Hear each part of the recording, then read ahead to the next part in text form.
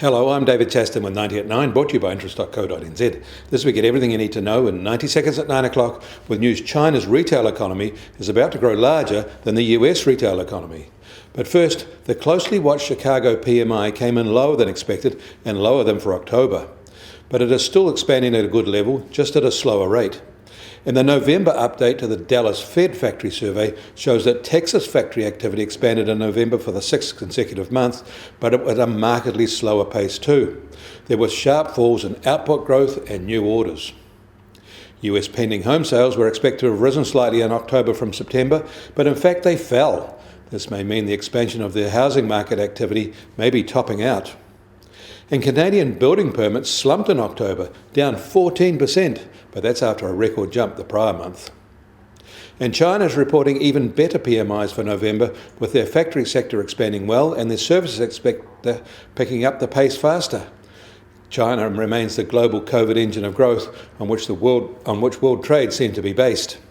In fact, retail sales in China reached 40 trillion yuan, that's 8.7 trillion New Zealand dollars, in the past year, as Beijing raised its focus on its domestic economy as part of its dual circulation strategy. Meanwhile, the American retail sales level totaled $8.9 trillion in the past year, and the pandemic effects are weighing on recent results.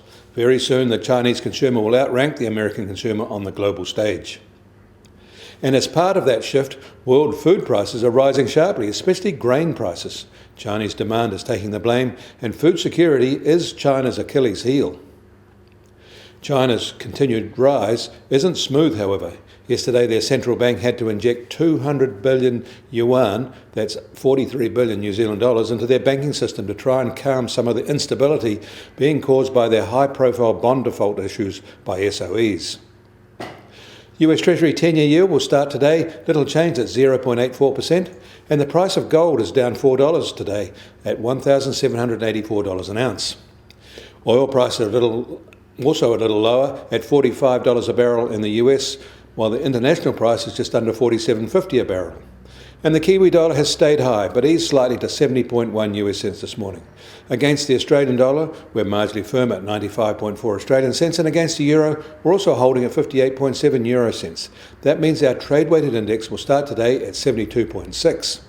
And the Bitcoin price has set a new record high today of $19,850, although it has settled back a little bit from there. It is 6.4% above where it was this time yesterday. I'm David Chaston. That's 90 at 9, brought to you by interest.co.nz.